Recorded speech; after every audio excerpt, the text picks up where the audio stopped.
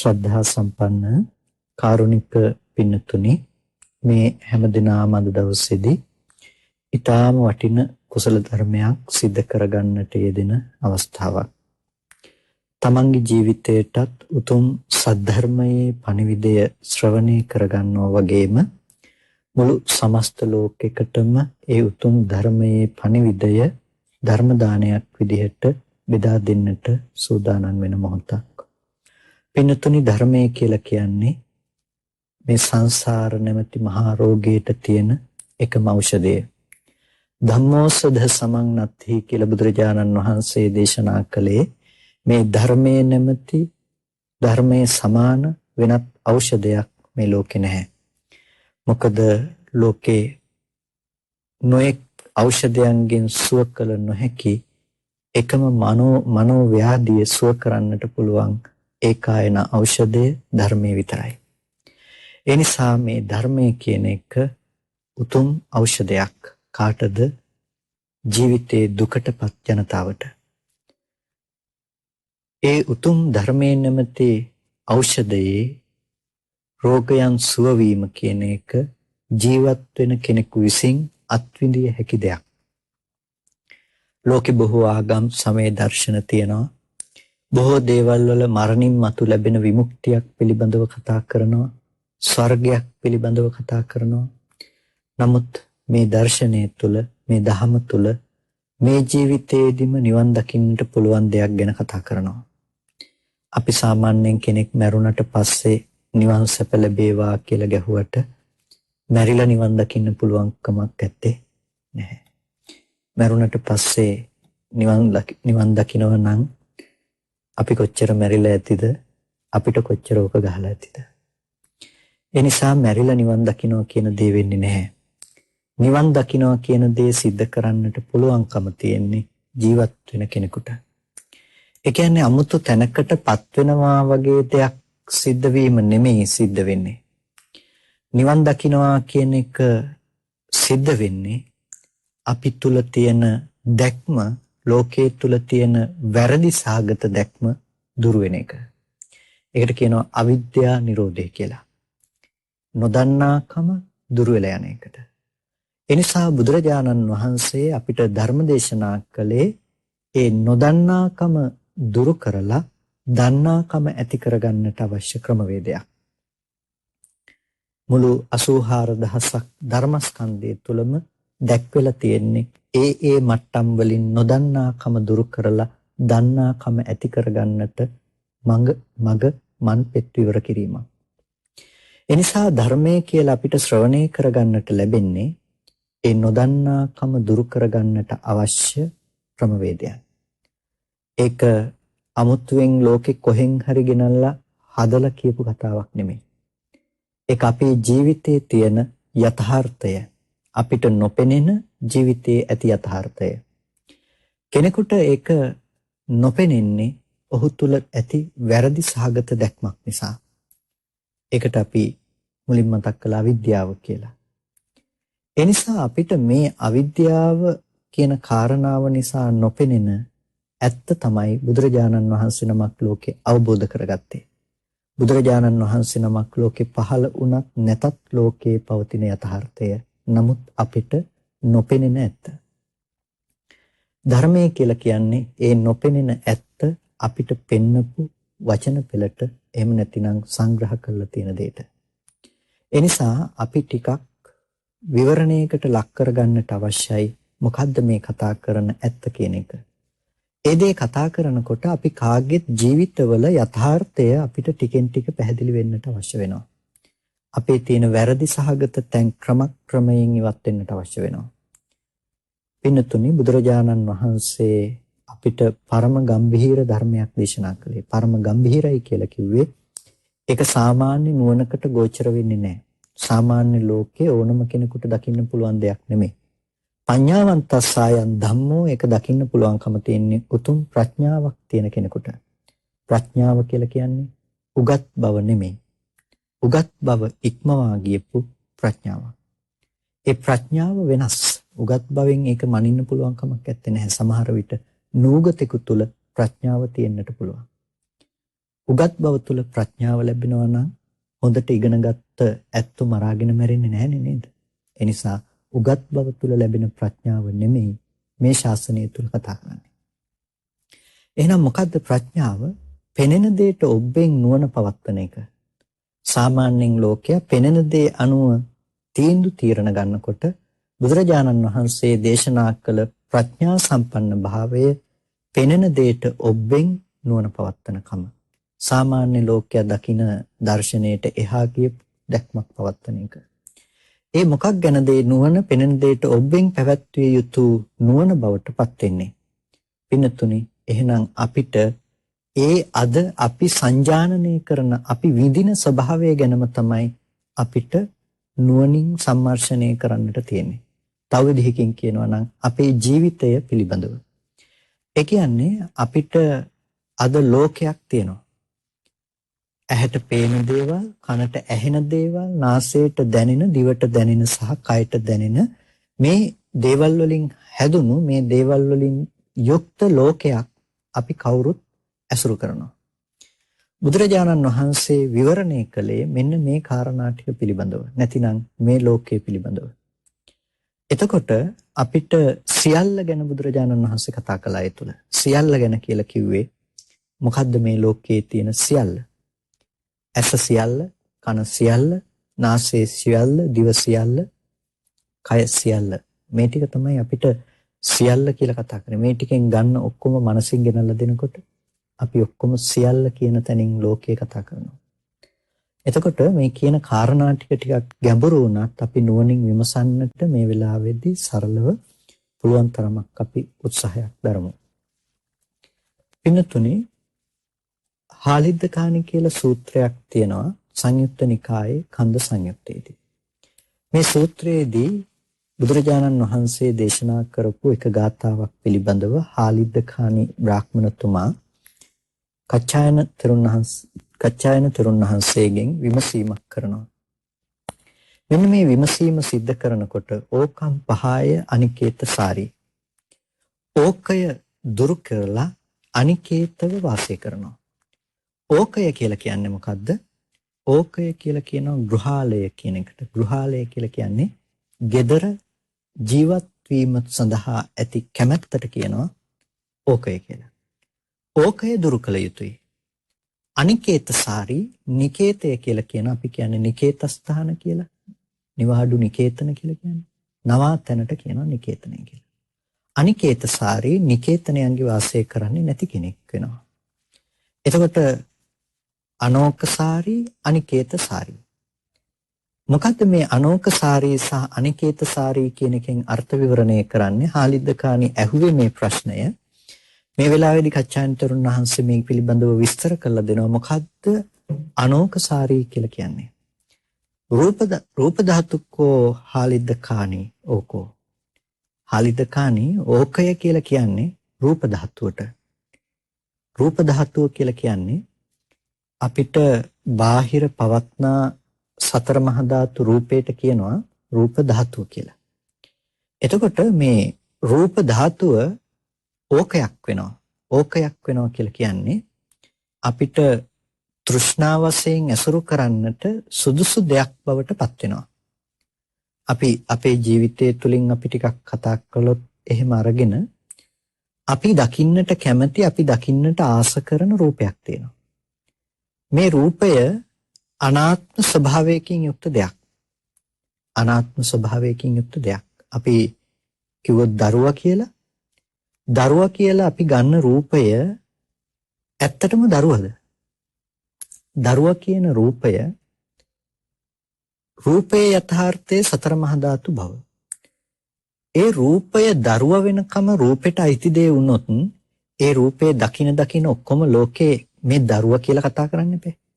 ඒ රූපේ දකින හැමෝටම ඒ රූපේ දැක්කහම දරුවා කියලා පේන්නට ඕනේ. මොකද ඒ රූපේම දරුවා වෙන නිසා. නමුත් රූපය කවදාවත් දරුවා වුණේ නැහැ. එහෙනම් රූපයේ ස්වභාවය තමයි අනාත්ම ස්වභාවය. ඒ තමයි සතර මහා ධාතු වලින් යුක්ත වෙන බව. එතකොට සතර මහා ධාතු සහ උපාදාය රූප වර්ණ සටහනක් ඇහැට පේන තැනක මේක තමයි රූපයේ ස්වභාවය. මෙන්න මේ ස්වභාවය අපි ආලයකින් හැසිරෙනවා. ආලයකින් කිව්වේ අපි ඕකය කියලා කිව්වේ ගෘහාලය කියන එකනේ. එතකොට කොහොමද මේක ආලයකින් හැසිරෙන්නේ? මේ රූපය ඇහැට පේනකොට අපි දරුවා කියන සටහන තුල, දරුවා කියන හැඟීම තුල අපි හැසිරෙනවා. මේ රූපය ඇහැට පේන තැනකදී අපි දරුවා කියන හැඟීම තුල අපි හැසිරෙනවා. මේ කාරණාව ටිකක් බොහොම සියුම් කාරණයක් ආධුනික කෙනෙකුට ඇහුවොත්.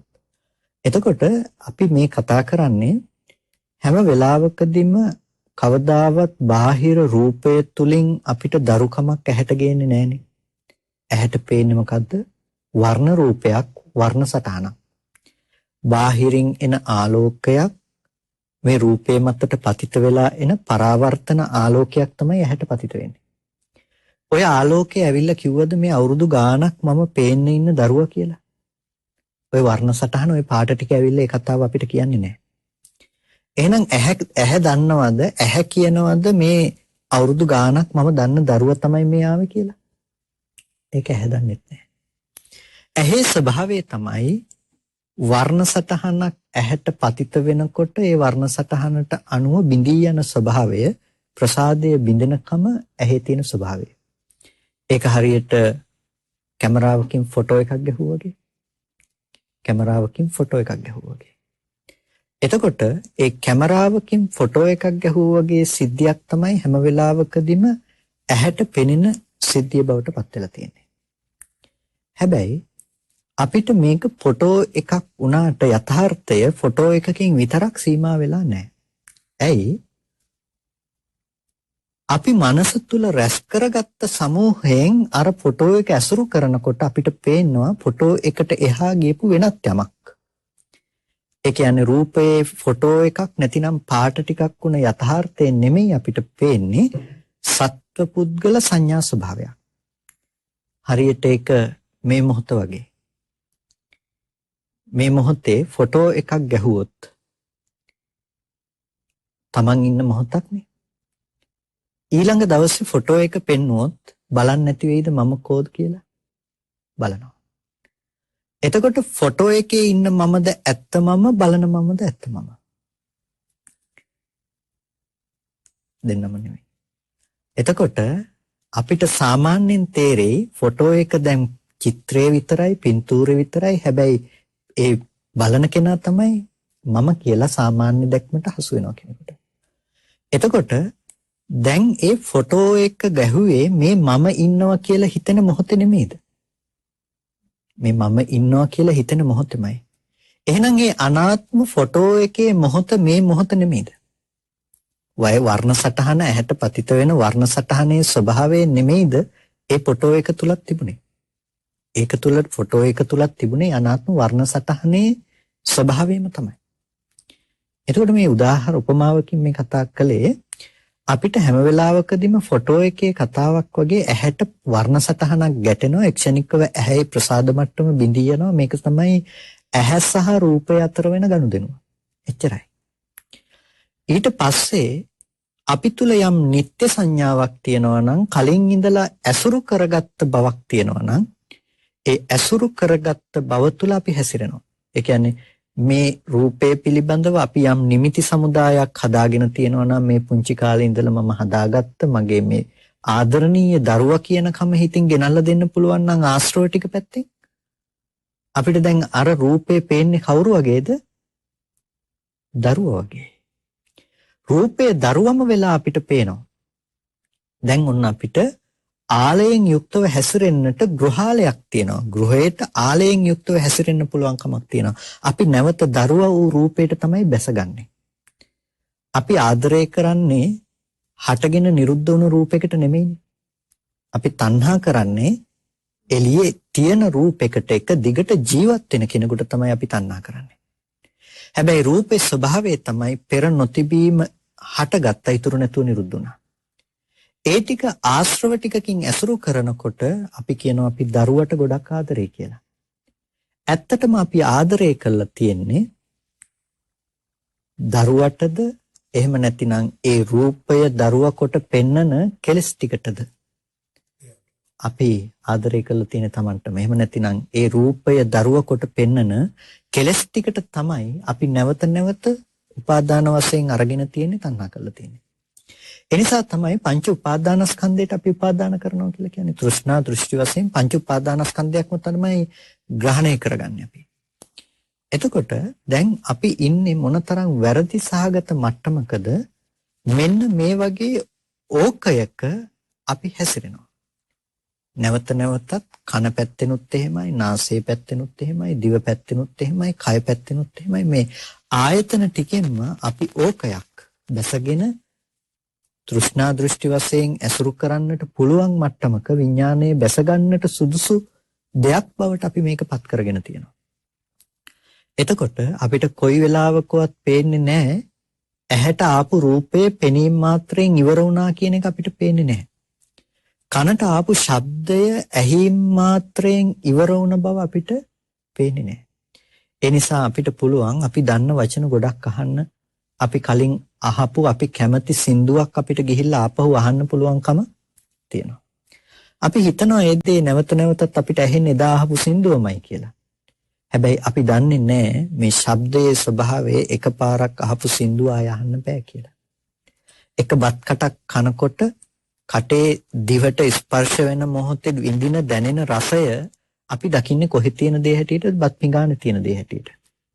ඒ නිසා තමයි අපි ආපහු අත දාන්නේ බත් පිඟානට. හැබැයි යථාර්ථය අපිට එකපාරක් විඳපු රස නැවත කවදාවත් විඳින්න පුළුවන් කමක් නැත්තේ නෑ. හැබැයි අපි එකපාරක් විඳපු රස ඕකයක් කරගෙන තියෙනවා. ඒ රූපය ඕකයක් කරගෙන තියෙන නිසා ඔබට අද සිහිපත් කරන්න පුළුවන් කන්න කැමති කෑම, අහන්න කැමති වචන, සින්දු, දකින්න කැමති රූප දැන් සිහිපත් කරන්න පුළුවන්. ඒකේ ප්‍රතිඵලය තමයි අපි කැමති දේ හොයාගෙන ලෝකෙ තුල යන එක. ආදීනවේ තමයි ඒ දේවල් කැඩෙනකොට, බිඳෙනකොට, අතහැරෙනකොට, නොලබෙනකොට දුක උපදිනකම ඒකේ තියෙන ආදීනවේ. දැක්කහම උපදින චේතනාවේ ආස්වාද මාත්‍රය ඒක තමයි ආස්වාදය.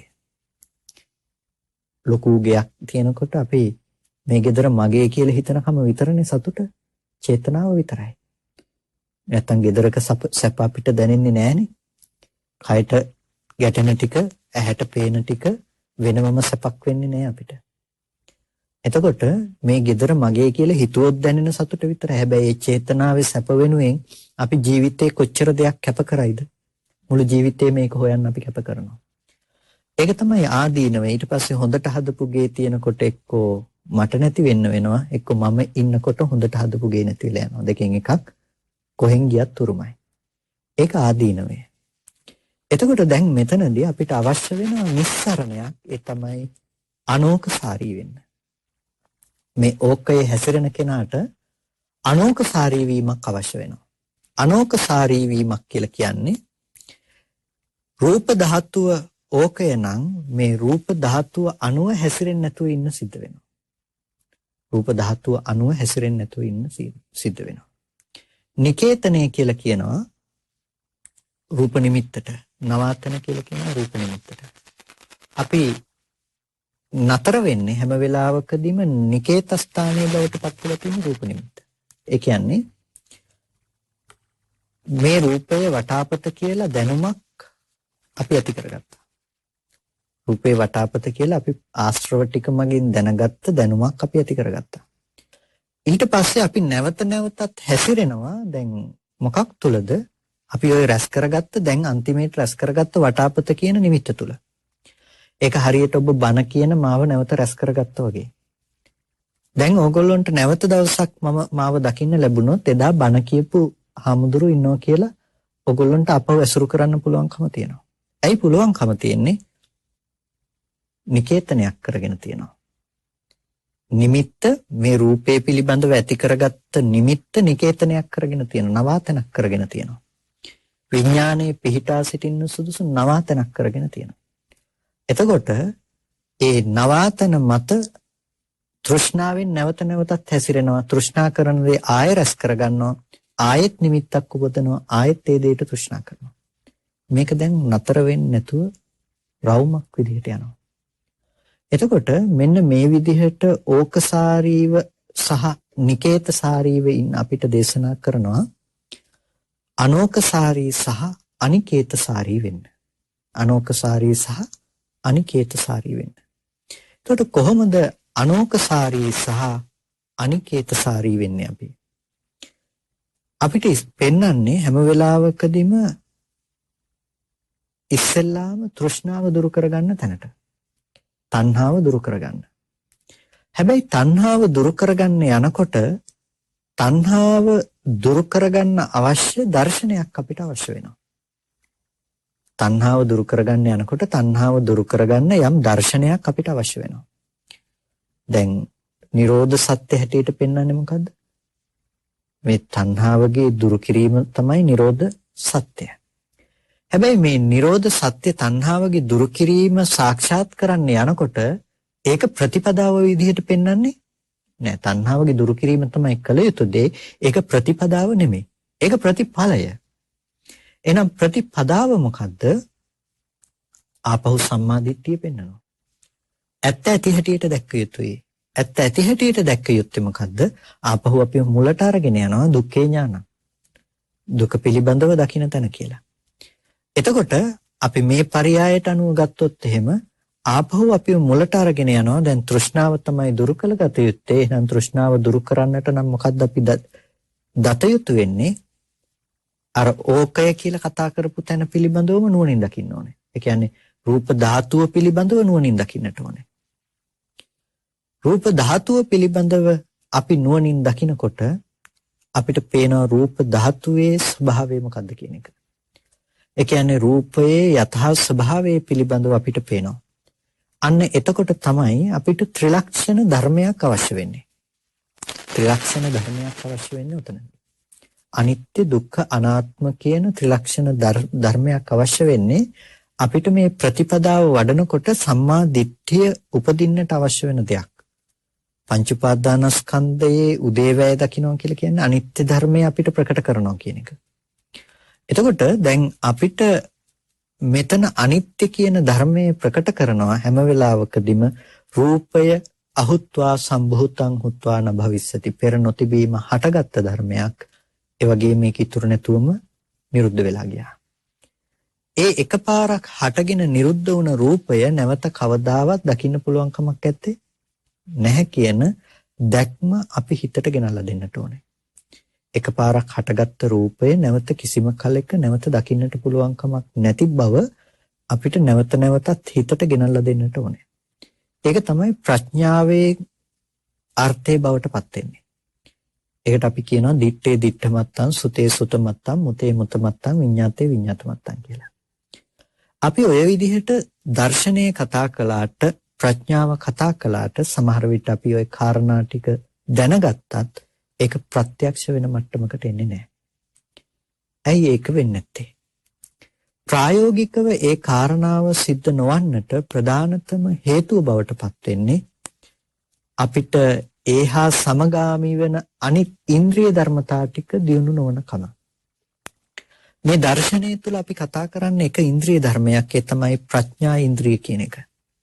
දර්ශනය ප්‍රඥා ඉන්ද්‍රිය නැවත නැවත ප්‍රඥාව දියුණු කරනවා. හැබැයි ප්‍රඥාව විතරක් නෙමෙයි අවශ්‍ය වෙන එකම දේ බවට පත් වෙලා තියෙන්නේ. මේ දර්ශනය කෙටියෙන්ම කියන්න කිව්වොත් අපිට කතා කරන්න වෙන්නේ සති සම්පජඤ්ඤය. සිහිය සහ නුවණ. මේ නුවණ පවත්වන්නට අපිට හැම වෙලාවකදීම සිහියක් ඕන වෙනවා. නුවණ පවත්වන්න අපිට සිහියක් ඕන වෙනවා. සිහිය නැති වුණොත් නුවණ පවත්වන්න පුළුවන් කමක් නැත්තේ නෑ. ඒ නිසා හොඳට බලන්න අපේ ජීවිතේ අපිට අඩු වෙලා තියෙන්නේ වැඩිපුරම ප්‍රඥාවද නුවණද කියලා. මම කියන්නේ ගොඩක් වෙලාවට අපිට අඩු වෙලා තියෙන්නේ සිහිය කියන එක. අපිට අඩු වෙලා තියෙන්නේ සිහියද ප්‍රඥාවද කියලා අපි බැලුවොත් ගොඩක් වෙලාවට අපිට අඩු වෙලා තියෙන්නේ ප්‍රඥාවට වඩා සිහිය. ඇයි අපිට දර්ශනයක් විදියට කතා කරනකොට ගොඩක් අහගෙන ඉන්නකොට තේරෙනවා ඇත්තටම මෙතන තියෙන්නේ අනාත්ම ධර්මතාවයක් කියන එක කාටත් පැහැදිලි වෙනවා. හැබැයි ඒක ප්‍රත්‍යක්ෂ වෙන මට්ටමට එන්නේ නැහැ. ඒ අරමුණ අතහැරෙනකොටම ආපහු ඇති බවට ලෝකේ ගෙනල්ලා දෙනවා. එතකොට ඒ නිසා අපිට අනිකුත් ඉන්ද්‍රිය ධර්ම ටිකක් අවශ්‍ය වෙනවා දියුණු කරන්නට මේක. ඒ කියන්නේ පඤ්ඤා මය යුග නග්ගලන් කියලානේ කියන්නේ. ප්‍රඥාව කියන එක නගුලකට තමයි උපමා කරන්නේ. එතකොට මේ ද්වන්ද නගුල අපි හාන්න භාවිත කරනවා. මේ නගුල හාන්න පුළුවන්ද ඊට බලයක් යොදන්නේ නැතුව? අපි කිව්වොත් හරකෙක් යොදන්නේ නැතුව මේක හාගන්න පුළුවන් කමක් නැත්තේ නෑ. ඒ නිසා අපිට මේ කෙලස් නැමැති මුල් සිඳිලා යන්න මේ කෙත සිත් නැමැති කෙත හාලා අනිත් පැත්ත පස් ටික පෙරලන්නට ඕනේ. ඒ පෙරලන්නට අවශ්‍ය නම් අපිට සිද්ධ වෙනවා නගුල හදලා නගුල මකුළු දැල් බඳින්න පැත්තකට තියලා තිබ්බට හරියන්නේ නැහැ. ඒක භාවිත කරන්න ඕනේ. භාවිත කරන්න නම් අපිට හොඳ හරක් දෙන්නෙක් ඕන වෙනවා. මේ හරක් දෙන්න වගේ තමයි අපි සිහිය කියලා කියන්නේ. මේ නගුල ඇදගෙන යන්නට අවශ්‍ය සිහියක් තියෙන්නට ඕනේ. මේ සිහිය තමයි අපේ ජීවිතේ හැම මොහොතකම මේ ප්‍රඥාව නැමැති මේ නගුල ඇදගෙන යන්නේ. එතකොට ඔය සිහිය මේ නගුලත් ඇදගෙන යනකොට අපිට මේක හරක් දෙන්නගේ නිකම්ම ගැට ගහන්න බෑ. හොඳ ශක්තිමත් ලනුපොටවල් ටිකක් ඕන වෙනවා. මේ නගුල අරගෙන හරක් දෙන්නගේ ගැට ගහන්න හොඳ ශක්තිමත් ලනුපොටවල් ටිකක් ඕන වෙනවා. අන්නේ ලනුපොටවල් ටික වගේ තමයි අපිට සමාධිය පැත්ත, ශ්‍රද්ධාව පැත්ත, වීරිය පැත්ත කියලා කියන්නේ. එතකොට මේ ශ්‍රද්ධා සමාධි ආදී ධර්මයන් මේකට අවශ්‍ය වෙන අර නගුල බඳින්නට අවශ්‍ය වෙන ලනු කෑලි ටික වගේ. මේ දේවල් ශක්තිමත් නොවුනොත් මොකද වෙන්නේ? අර දෙක ආපහු කැඩිලා වෙන් වෙලා යනවා. එනිසා අපි හිතක් දියුණු කරනවා කියලා කියන්නේ ඔහේ භාවනාවක් එක දිගට ඔහේ කරනවා කියන එක නෙමෙයි. හිතේ දුර්වල පැත්ත පිළිබඳව දැකලා දුර්වල පැත්ත බලලා දුර්වල පැත්තට අපි හිත උපකාර කරන්නට අවශ්‍යයි ඊට අනිත් පැත්තේ ධර්මයන්ගේ. ඒ කියන්නේ වීරිය අඩුයි නම් අපි වීරිය ඇති කරන මානසිකාරයක් පවත්වන්නට ඕනේ හිතට. සමාධිය අඩුයි නම් සමාධිය වැඩි කරන මානසිකාරයක් ඒකාග්‍රතාවයේ පිණිස හේතු වෙන කර්මස්ථානයක් අපි වඩන්නට ඕනේ. අපිට සිහිය අඩුයි නම් සිහිය වැඩි වෙන විදිහට සති නිමිත්ත ඉරියාපත පබ්බේ වගේ දෙයක් තුල අපි සිහිය දියුණු කරන්නට ඕනේ. එතකොට මෙන්න මේ විදිහට ඉන්ද්‍රිය ධර්මතා ටිකකින් තමයි අපිට මේ දර්ශනය සාක්ෂාත් කරගන්න තැනට ගන්න පුළුවන්කම තියෙන්නේ. එහෙම නැතිනම් මේක අපි කතා කරන දේ පමණක් වෙනවා. ඒ කියන්නේ දර්ශනයක් විදිහට අපිට කතා කරන්න පුළුවන්කම තියෙනවා. හැබැයි ඒක ප්‍රත්‍යක්ෂ කරගන්න මට්ටමට අපිට ගන්න එක ලේසි වෙන්නේ නැහැ. ඒ නිසා අපිට ජීවිතය තුළ ප්‍රායෝගිකව මේක භාවිත කරන්නට නම් අර විදිහට අපිට ඉන්ද්‍රිය ධර්මතා ටිකක් දියුණු කරන්න තියෙනවා. සතිය සහ සමාධිය ඒ අතර ප්‍රධානයි. ඒ සතිය සහ සමාධිය දියුණු කරන්නට බෑ වීරිය නැත්තම් වීරිය අවශ්‍යයි, ශ්‍රද්ධාව අවශ්‍යයි. එතකොට මෙතන ඉන්ද්‍රිය ධර්මතා පහක් වෙන මේ කතා කරන්නේ. මේ ඉන්ද්‍රිය ධර්මතා පහම තමයි මේ ප්‍රතිපදාවේ යන්නට අවශ්‍ය බලය බවට පත් වෙන්නේ. ඒකට අපි කියන බල ධර්මතා කියලා. ඒ ධර්මතාවයන්ම තමයි නැවත බොජ්ජංග ධර්මතා බවට පත් වෙන්නේ. නිවන දක්වාම අපි අරගෙන යන ඒ බෝධියට පවත්න අංගයන් බවට පත් වෙන දේ බවට පත් වෙන්නේ. ඒ නිසා දැන් අපිට මේ ඉන්ද්‍රිය ධර්මතා ටික දියුණු වෙන විදිහට අපේ හිත ගැන හොඳ අවධානයක් තියෙන්නට අවශ්‍යයි. තමන්ගේ හිතේ අඩු ප්‍රඥාවද සිහියද? ප්‍රඥාව අඩුයි නම් අපිට නැවත නැවතත් මේ විදිහට දර්ශනයක් කතා කරලා ඔහුට ප්‍රඥාව ඇසුරු කරන්නට පුළුවන් විදිහට කරුණු කාරණා කියා දිය යුතු වෙනවා. අපිට අඩු සිහිය නම් එහෙනම් ප්‍රඥාවට කලින් අපි සිද්ධ කරගත යුතුයි සිහිය වඩන එක. හිත විසිරිලා නම් තවදුරටත් අපි දර්ශනය බැලුවා කියලා ප්‍රඥාව මෙනෙහි කළා කියලා හරියන්නේ නැහැ. හිත තවත් විසිරෙනවා. එයර අමාරු දර්ශනයකට හිත තිබ්බහම ඊට පස්සේ හිත රණ්ඩු කරනවා විතරයි මේක පැහැදිලි කරලා දෙන්නේ නැහැ. අපි කොච්චර ඒ වෙලාවට කියන්න හදුවත් නෑ රූපේ සතර මහා ධාතු අනාත්ම මට්ටමක තියෙන පෙර නොතිබීම හටගෙන ඉතුරු නැතුව නැති වෙනවා කිව්වට ඒක හිත පිළිගන්නෙම නැහැ. ඔය එළියේ තියනවාම කියලා තමයි ඊට පස්සේ ගෙනල්ලා දෙන්නේ. ඒ මට්ටමේ හිත අපිත් එක්ක වැඩිපුර පෙරලියක් කරන්නට උත්සාහවත් වෙන්නේ අනිත් ඉන්ද්‍රිය ධර්මතාවලින් හිත පෝෂණය කරලා නැතිකම නිසා. එනිසා ධර්ම ප්‍රතිපදාවක ගමන් කරනකොට මේ අනික් ධර්මතා ටික පිළිබඳවත් අපි හොඳ අවධානයක් යොමු කළ යුතු වෙනවා. ඒ ටික මතක් කළේ ගොඩක් වෙලාවට අපි අනික් කාරණා ගැන කතා කරනවා. නමුත් දර්ශනය ගැන පැහැදිලි කළත් අනිත් කාරණා ගැනත් අපි දකිනවා සමස්තයක් විදිහට අඩු අවධානයක් යොමු කරනවා. එනිසා අනිත් ධර්මතාවයනොත් අපි අත් නොහැර මේ ගමනට එකතු කරගත යුතුයි. ඒ දේවලුත් ප්‍රතිපදාවේ විශාල කාර්යයක් කාර්යභාරයක් සිද්ධ කරනවා. එතකොට තමයි අපිට අර කතා කරන දර්ශනය ප්‍රත්‍යක්ෂ කරගන්න පුළුවන්කම තියෙන්නේ. අනෝකසාරී කියලා අපි කතා කරගෙන ගියපු මාතෘකාව පැත්ත අපිට හොඳටම ප්‍රත්‍යක්ෂ වෙන්නේ අන්න එතකොට. අපිට හැම වෙලාවකදීම රූප ධාතුව ඇසුරු නොවන මට්ටමකට අපේ මනස අන්තිමේටම අපිපත් කරගත යුතු වෙනවා. රූප ධාතුව ඇසුරු නොවන මට්ටමකට මනසපත් කරගත යුතුයි කියලා කියන්නේ අපි හැම වෙලාවකදීම රූපේ මත පතිත වෙලා ජීවත් වෙනවා. රාතන් වහන්සේගේ මට්ටමේදී කවදාවත් රූපේ මතට පතිත නොවන මනසකින් ජීවත් වෙනවා. ඒක ටිකක් ගැඹුරු කතාවක්.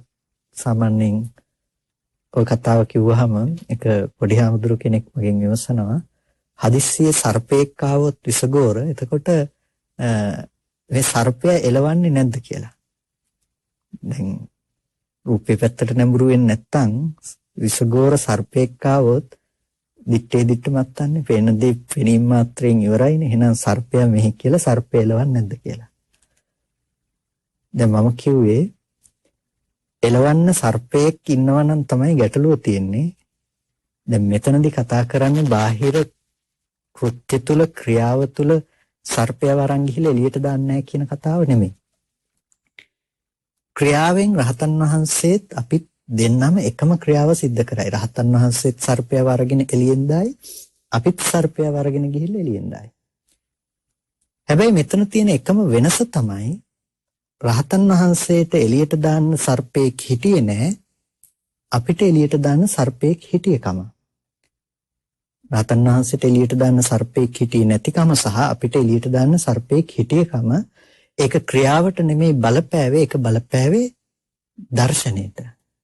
ඒ පිළිබඳව දක්වන දර්ශනයට තමයි ඒක බලපෑවේ. ඒ නිසා අපි බයෙන් කරන තැනක රහතන් වහන්සේ බය නොවි ඒ කාරණාව सिद्ध කරන්න පුළුවන් මට්ටමකටපත් වෙලා තියෙනවා.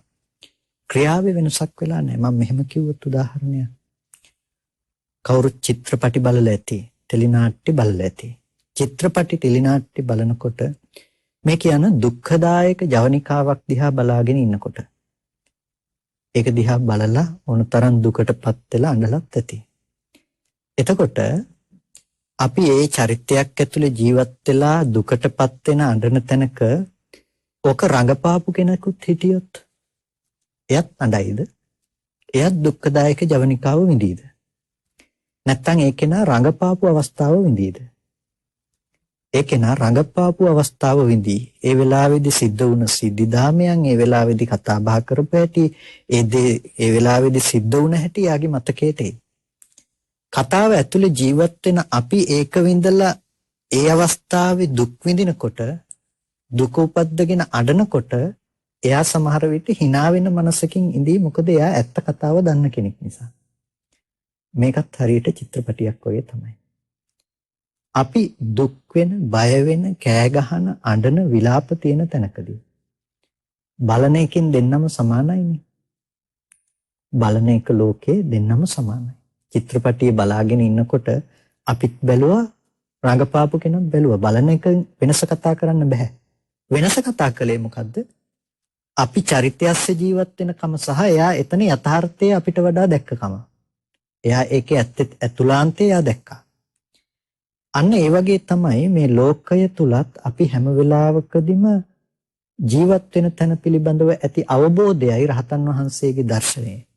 දැකීම නෙමෙයි වෙනස් වුනේ, ඒ පිළිබඳව ප්‍රතිචාර දැක්වීම. මම කියන්නේ කොහොමත් අපි දකින්නේ චිත්‍රපටියක් කියලා. අපි දකින්නේ චිත්‍රපටියක් කියලා කියන්නේ පෙර රූගත කරන දෙයක්. පෙර රූගත කළ දෙයක්. එතකොට පෙර රූගත කළ දෙයක් කියලා කියන්නේ මේ මොකද්ද කියලා අහුවොත් මේ වටාපත. ආමුද්රු බණ කියනකොට පාවිච්චි කරන මේ විදිහේ දෙයක් තමයි වටාපත. එතකොට ඕගොල්ලෝ වටාපත දැක්ක නෙමෙයි වටාපත දැනගත්තනේ. වටාපත හිතින් දැනගත්තා. වටාපත හිතින් දැනගත්ත මොහොත වෙනකොටත් ඔය දැනුම හදන්නට හේතු වුණ රූපය වර්ණ සටහන වැය වෙලා නැද්ද? වැය වෙලා ඉවරයි. ඇහැ වැය වෙලා ඉවරයි. නැතිනම් ඒ ෆොටෝ එක වැය වෙලා ඉවරයි මේ මොහොතේදී. ෆොටෝ එක ගැන තමයි අපි කල්පනා කළේ, ඒ ගැන තමයි හිතුවේ. ඒකට කිව්වා මේ චිත්‍ර මාත්‍රයක් කියලා. ඒක නෙමෙයි අපි කැමැත්ත හෝ අකමැත්ත ඇති කරගන්න දේ උනේ චිත්‍ර මාත්‍රේ නෙමෙයි. එතකොට මේ චිත්‍රපටියක් පෙර රූගත කළ දෙයක් කිව්වේ ඒකයි. ඇහැට ආපු වර්ණ සටහන විතරයි. ඒක අපි දැනගන්න වටාපත කියලා දැනගන්න මොහොත වෙනකොටත් ඒක නැති වෙලා ගිහිල්ලා ඉවරයි. එතකොට වටාපත ගැන හිතලා අපි සතුටු වෙනවා නම් අපි සතුටු වෙලා තියෙන තැන ඇත්තටම වටාපත තියෙන තැනකද වටාපත කියන එක අහේතුක තැනකද? අපි වටාපත කියන එකට හේතු පෙන්වන්න බැරි තැනකදී. හේතු පෙන්වන්න බැරි තැනක් කියලා කිව්වේ අහේතුක ප්‍රත්‍යව ඉපදුනා කියන එකම නෙමෙයි. වටාපත කියන එකක් යථාභූත වශයෙන් පවතින්නේ නැති තැනකදී තමයි අපි වටාපත ගැන හිතලා සතුටු වෙලා තියෙන්නේ, දුක් වෙලා තියෙන්නේ. ඒ කියන්නේ අපි චිත්‍රපටිය දිහා බලාගෙන චිත්‍රපටියේ දුක්ඛදායක ජවනිකාව දිහා බලාගෙන දුක් වෙනවා වගේ තැනක් තමයි අද අපි අපේ ඇත්ත ජීවිතේ දරුවා දිහා බලාගෙන දුක් වෙනවා කියන්නේ. අනේ දරුවා ලෙඩ වුණානේ කියලා දුක් වෙන තැනයි චිත්‍රපටියේ දුක් වෙන එකයි දෙකක් නෙමෙයි එකක්. දෙකම එකක් කියලා කියන්නේ පෙර රූගත කරපු දෙයකට අපි රැවටෙන එක. මෙතනත් රූගත කරපු දෙයකට රැවටෙන එකම තමයි සිද්ධ වෙන්නේ. අපේ පුද්ගලභාවයේ වැඩිකම නිසා අපිට කියයි නෑ නෑ මේ දෙකක් කියලා. නමුත් අපි ඇත්තටම සිද්ධ කරන්නේ මනස පැත්තෙන් උපදවන චරිතය තුල ජීවත් වීම. රූපය දරුවා කොට පෙන්නන කෙලස් ටික නිසා අපි දරුවා ලෙඩවීමේ දුක උපදවාගෙන වාසය කරනවා මිසක ඒ රූපය වෙනස් වීම නිසා මට දුක ආවේ නෑ. රූපය වෙනස් වීම නිසා මට දුක ආවේ නෑ. ඩිමෙන්ෂියා කියලා රෝගයක් තියෙනවානේ, මතකයේ අහිමි වීමේ රෝගයක් තියෙනවා. යම් අම්මා කෙනෙකුට තමන්ගේ දරුවා පිළිබඳ මතකයේ සම්පූර්ණම අහිමි වුණොත්, ඒ දරුවා ලෙඩ වුණොත් තවදුරටත් ඒ අම්මට දුක එයිද මේ මගේ දරුවා ලෙඩ වුණා කියලා. රූපය වෙනස් වෙන නිසා නම් දුක එන්නේ. ඒ අම්මට මතක තිබ්බත් මතක නොතිබුණත් ඒ අම්මට දුක සමානව ගෙනත් දෙන්න ඕනේ. එහෙම ගින්නේ. එහෙනම් අපිට ඒ රූපය දරුවා කොට පෙන්නන කෙලස් ටික ආශ්‍රව ටික මේ පැත්තෙන් උපදවනකොට තමයි අපිට දුක හදලා දෙන්න පුළුවන්කම තියෙන්නේ. එතකොට සංඥාව විතරයි වෙනස් වෙන්න අවශ්‍ය වෙන්නේ. පුංචි කාලේ ආදරෙන් හදාගත්ත දරුවෝ පස්සේ කාලේ සමහර දෙමව්පියන්ට එපා වෙන්නේ නැද්ද? එපා වෙනවා. රූපෙද වෙනස් වුනේ? නෑ. රූපේ පිළිබඳව දක්වන ආකල්පය අපි කියනවා මේ පැත්තෙන් උපදවගත්ත සංඥාව වෙනස් වුණා, සංකල්පය වෙනස් වුණා. එතකොට අපි ජීවත් වෙන්නේ අන්න ඔය සංකල්ප ටිකත් එක්ක. අපි කැමති වෙන්නේ, අපි ආදරය කරන්නේ, අපි අසුරු කරන්නේ ඔන්න ඔය සංකල්ප ටිකට. එතකොට ඔය සංකල්ප ටික රූපෙට ආරූඪ කරලා බලනකොට අපිට පේනවා රූපේ එහෙමයි කියලා. එතකොට අපි ඒ විදිහේ රූපයක් ලෝකෙ තුල උපදවාගෙන වාසය කරනවා. අන්න ඒකයි කිව්වේ කලින් රූගත කරපු චිත්‍රපටියක් කියලා. ආදරණීය දරුවා කියන්නේ මොකද්ද? කලින් රූගත කරපු චිත්‍රපටියක් මිසක යථාර්ථය නෙමෙයි, වර්තමාන මොහොතේ පෙනෙන ඇත්ත නෙමෙයි ඒක. ඒක කලින් රූගත කරපු එකක්. අපි රූගත කරපු අවස්ථාවේ තියෙන යථාර්ථය නොදන්නකම නිසා තමයි අපි දරුවා ගැන හිත දුක් වෙන්නේ යන්නේ. අපි දන්නේ නැහැ රූපේ ඇත්ත තමයි එක මොහොතක පෙනුණු රූපේ නැවත හටගන්න බෑ කියන ස්වභාවය කියලා. අපිට ඒ ස්වභාවය අපිට අවබෝධ වුණොත් යම් කිසි දවසක පින්නතුනි එදාට අපිට දරු දුක නැති වෙලා නෙමෙයි දරුවා නැති වෙලා. දරු දුක නැති වෙලා නෙමෙයි දරු දුක නැති වෙන්නත් අපිට උපදව ගන්න දරුවෙක් නැති වෙලා. ඒ දරුවෙක් එළියේ ඉන්නවා කියලා දකින්නේ යම් වැරදි සහගත දෘෂ්ටියක් නම් ඒ දෘෂ්ටිය උපදින්න හේතු ටික නැහැ. අපි දකිනවා රූපයේ අනිත්‍ය ස්වභාවය පිළිබඳව. අන්න ඒ විදිහටම තමයි අපි අර කතා කරපු සර්පයාගේ කතාවේදී. රහතන් වහන්සේ එච්චර ලොකු දර්ශනයකින් තමයි රහතන් වහන්සේ ජීවත් වෙලා තියෙන්නේ. පින්නතුනේ ප්‍රශ්නේ තියෙන්නේ සර්පයා ඉවත් කිරීමේ නෙමෙයි, සර්පයා ජීවත් වීමේ. සර්පයා බාහිර ජීවත් වීමේ. ඒ නිසා අපිට සර්පයා කන්නේ සහ අපි මැරෙන්නේ සර්පයා ඉවත් කිරීම කියන කාරණාව නිසා නෙමෙයි, සර්පයෙක් එළියේ ඉඳීම නිසා. ඒ මොහොතේම අපිට ආයතන ටික හදලා ඒ මොහොතේම උපදින්න පුළුවන් කර්ම ටික සකස් කරනවනේ අපිට. ඒ නිසා අපිට ලොකුම ගැටලුව තමයි සර්පය බාහිර රූපය තුල හම්බෙනකම. දුරු කළ ගත යුතු වෙන්නේ ඒ දැක්ම මිසක වෙනත් දෙයක් නෙමෙයි. එකෙන් කතා කරන්නේ රහත් වෙනවා කියනකොට මේ සියලුම මතකයේ අමතක වෙලා ගිහිල්ලා මේ සර්පය අඳුර ගන්නත් බැරි වෙලා අලිය අඳුර ගන්නත් බැරි වෙලා එහෙම අන්තරාවලටපත් වෙනවා කියන එක නෙමෙයි. දැනගන්න එක තුල නෙමෙයි ගැටලුව තිබුණේ. දැනගත්ත දේ දැනගැනීමක් විදිහට නුවණ නැතිකමයි ගැටලුව තිබුණේ. සර්පයා කියලා දැනගැනීම නෙමෙයි ප්‍රශ්නේ තිබුණේ. දැනගත්ත සර්පයා රූපෙමයි කියලා හිතන මෝඩකමයි ප්‍රශ්නේ තිබුණේ. එතකොට දරුවා කියලා දකින්න එකේ නෙමෙයි දැනගන්න එකේ නෙමෙයි වෙනස තිබ්බේ. දැනගත්ත එළියේ ඉන්න දරුවමයි කියලා දකින ආපහු එළිය පැත්තට දකින මෝඩකමේ ගැටලුව තිබුණේ. එනිසා අපි දුරු කරගත යුතු වෙන්නේ මෝඩකම. මෝඩකම දුරු කරගන්නකොට අපිට දරුවා කියලා එක දිගට ජීවත් වෙන රූපයක් හම්බෙන්නේ නැතුව තියෙයි. මොකද ඒක යථාර්ථයනේ.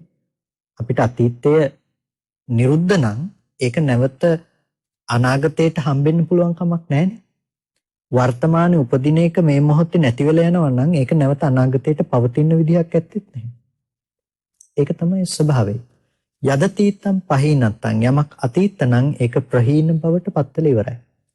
ඒ වගේම අපත්තංච අනාගතං අනාගතේ තාම පත් වෙලා නැහැ. හැබැයි පච්චුප්පන්නංච යේ ධම්මේ වර්තමාන වූ යම් ධර්මතාවයක් තියෙනවා නම් තත්ත විපස්සති ඒතන නුවණින් දැනගත යුතුයි. නුවණින් තේරුම් ගත යුතුයි. එතකොට අපිට පේන්නේ හේතුඵල ධමක පැවැත්මක් නේ. හේතු ටික නිසා හටගත්ත ධර්මය හේතු නැති වෙනකොට නැති වෙනවා වගේ. වනහන පිරිසක් නිසා අහලා ඇති පහන් දැල්ලේ කතාව. පහන් දැල්ල පත්තු වෙනකොට මීට තප්පරයකට කලින් තිබුණු දැල්ලුණු තෙල් ටිකක් තිරෙත් දැල්ලත් නෙමෙයිනේ දැන් තියෙන්නේ. අලුතෙන්ම ටිකක්. ඊළඟ තප්පරේදී අලුතෙන්ම ටිකක්. එතකොට පහන නිවුණ කියලා අපි කියනවා.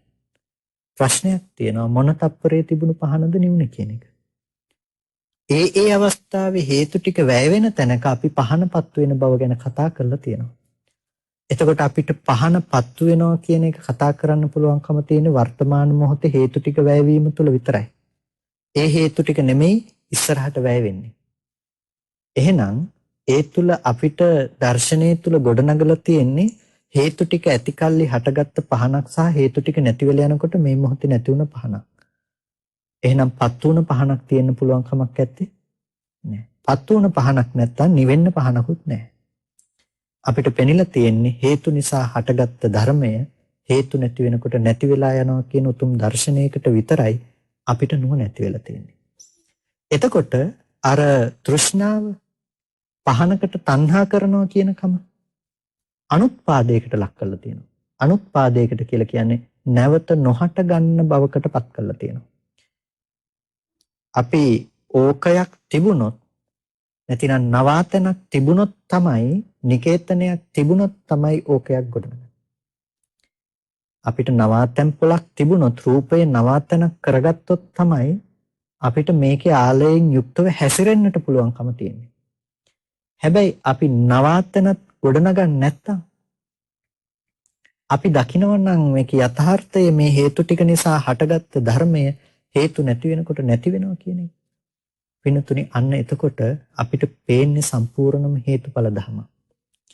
බුදුරජාණන් වහන්සේ මේ ශාසනයේ අනිත්‍ය ධර්මය ගැන කතා කළේ යන්න ඔය වගේ තැනකින්. ඒ කියන්නේ අපි බොහෝ වෙලාවට අනිත්‍ය කියන දේ ගැන කතා කරන්නේ සහ දකින්න පුරුදු වෙලා ඉන්නේ ලෝකේ බාහිර පවතින දේවල් තුලින් දකින අනිත්‍යයක් පිළිබඳව. හටගත්ත ධර්මයන්ගේ නැති වෙලා යන ස්වභාවයක් පිළිබඳව. ඒ නිසා තමයි අද අනිත්‍ය පිළිබඳව යම් යම් ප්‍රශ්න ගැටලු පවා පැන නැගිලා තියෙන්නේ. ඒ නිසා අපිට අනිත්‍ය කතා කරන්නට ඕනේ ඒ තැනකින් නෙමෙයි. අනිත්‍ය කතා කළේ උදේවැය අර්ථයකින්. හේතු ටික නිසා මේ ඇතිකල්ලි හටගෙන හේතු නැති වෙනකොට නිරුද්ධ වෙන තැනක් ගැනයි මේ කතා කළේ. එතකොට යම් කිසි කෙනෙක් අනිත්‍ය ධර්මය සාක්ෂාත් කරනවා නම් අපිට සිද්ධ කරන්නට තියෙන දේ තමයි මේ උත්තරීතර දර්ශනය ඇති කරගන්නකම. එතකොට එයාට ආය අහන්න සුදුසු නැහැ. එතකොට මේ ලෝකේ අහසත් අනිත්‍යද? සමහර වෙලාවට අපිට අහන්න ලැබෙනවා නිත්‍ය ධර්මයන් ගැනත් කතා කරනවා. දැන් අහස අනිත්‍ය වෙනවද? සතර මහා ධාතු අනිත්‍ය වෙනවද? මෙහෙමත් අනිත්‍ය ගැන කතා කරනවා අපිට අහන්න ලැබෙනවා. එතකොට අපිට අනිත්‍ය ගැන කතා කරන්න මෙහෙම කතා කරන්න වෙන්නේ නැහැ. අපිට ආයතන ටික අනිත්‍ය නම් ආය නිත්‍ය දෙයක් ගැන කතා කරන්න වෙන්නේ නැහනේ. ආයතන ටික අනිත්‍ය නම් ආය නිත්‍ය දෙයක් ගැන කතා කරන්න වෙන්නේ නැහැ. ඒ නිසා බුදුරජාණන් වහන්සේ අනිත්‍ය ගැන කතා කරනකොට හැම වෙලාවකදීම චක්කුම් බික්කවේ නිච්ඡං වා අනිච්ඡං මහණෙනි ඇස නිත්‍යද අනිත්‍යද රූපේ නිත්‍යද අනිත්‍යද අනිත්‍යයි.